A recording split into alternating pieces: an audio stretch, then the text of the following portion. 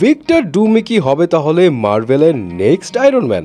I know আমার কথা শুনে ইনিশিয়ালি আপনার মনে হতেই পারে যে শুকনো পাতা খেয়ে কথাটা বললাম নাকি, বাট ভাই trust me, Iron Man and Doctor ডুমের মধ্যে একটা কানেকশন কিন্তু আছে। অ্যান্ড আপনাদের মনে কি এই প্রশ্ন আসে নাই, ডক্টর ডুম ক্যারেক্টারে রবার্ট ডাউনি জুনিয়রই কেন, যে আরডিজে আয়রন ম্যান হিসেবে এতটা আইকনিক, তাকে এখন এত রুথলেস অ্যান্ড ডেঞ্জারাস ভিলেন হিসেবে পোর্ট্রে কেন করা হবে? কারণ এখানে আয়রন ম্যানকে ফিরিয়ে আনার জন্য মার্ভেলের একটা গেম প্ল্যান থাকলেও থাকতে পারে। কি বিষয় এক্সপ্লেইন করছি, বাট তার আগে বলি ডক্টর ডুম এই ভিলেনটা কতটা রুথলেস অ্যান্ড ডেঞ্জারাস। এই বান্দার ইগো অ্যান্ড অহংকার এতটাই বেশি যে নিজেকে সবার উপরে সবচাইতে পাওয়ারফুল প্রমাণ করার জন্য সে নিজের জীবনের 12টাও বাজাতে রাজি। কমিক বুকস অনুযায়ী সে তার প্রেমিকাকে ডেমন গ্রুপের কাছে স্যাক্রিফাইস করে দেয় অ্যান্ড ওই প্রেমিকার চামড়া দিয়ে ডেমন গ্রুপ ডক্টর ডুমের জন্য আর্মর স্যুট বানিয়ে দেয়। মানে বুঝতেই পারছেন এর কাছে কে আপন কে পর কিছুই ম্যাটার করে না।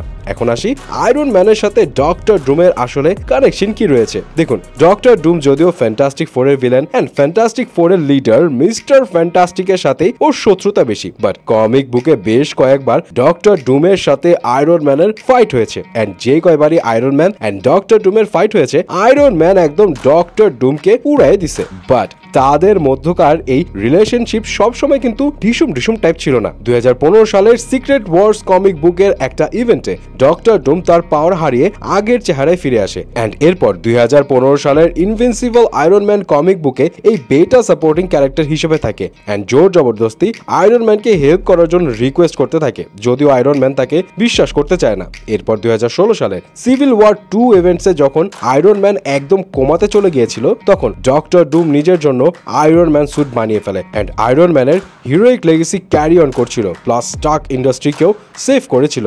এছাড়া কমিক বুকের মাল্টিভার্সে এমন ডক্টর ডুমও আছে যে কিনা আসলে টনি স্টার্ক। যেমন 2010 what if Iron Man demon in an armour, এই কমিকে উল্লেখ রয়েছে ভিক্টর ভন ডুম কলেজে থাকতেই টনি স্টার্কের সাথে নিজের শরীরের অদল বদল করে ফেলেছিল অ্যান্ড টনি স্টার্ক তখন ডক্টর ডুমের বডিতে ট্র্যাপ হয়েই এটার মধ্যে বদলা নিতে শুরু করে। সো এতক্ষণ তো ডক্টর ডুম অ্যান্ড আয়রন ম্যানের কানেকশনের কথা বললাম। সো মার্ভেল যদি এরকম কোনো অ্যাঙ্গেল দিয়ে খেলে, তাহলে কিন্তু ডক্টর ডুমি মেবি হবে নেক্সট আয়রন ম্যান, অর্থাৎ আরডিজেকে আয়রন ম্যান হিসেবে ব্যাক করার এটা একটা ওয়ে আছে। আবার এমনও হতেই পারে যে হয়তো এরকম কিছুই হবে না, সিম্পলি আরডিজে একটা ইন্ডিপেন্ডেন্ট ভিলেনের ক্যারেক্টার প্লে করবে, কোনো কানেকশন থাকবে না আয়রন ম্যানের সাথে। বাট এখানে একটা বিষয় উল্লেখ করে দেই, কমিক বুকে ডক্টর ডুম কখনই তার মাস্ক খুলে চেহারা দেখায়নি, বাট মুভির দুনিয়ায় এখানে অলরেডি কিন্তু ডক্টর ডুমের চেহারা রিভিল হয়ে গেছে। সো কিছু একটা তো গেম খেলবে মার্ভেল। আপনার কি মনে হয় এই ডক্টর ডুমের কি আসলে পসিবিলিটি আছে নেক্সট আয়রন ম্যান হবার?